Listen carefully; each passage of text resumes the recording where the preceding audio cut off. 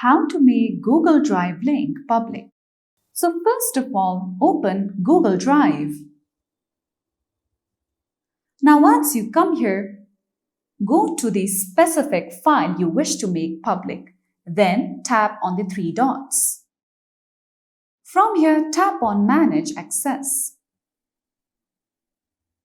Now, once you come here, you can see General Access. You can see Restricted option. Tap on it. Now, tap on this Restricted option on top. Now, go ahead and select on anyone with the link.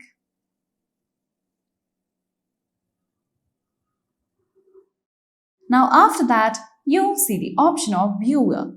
You can tap on it. Now, you can choose or edit this setting accordingly. You can choose Commenter or Editor as well. So now, after this, if you copy this link and keep it public or share it to anyone would be able to access that specific file or folder.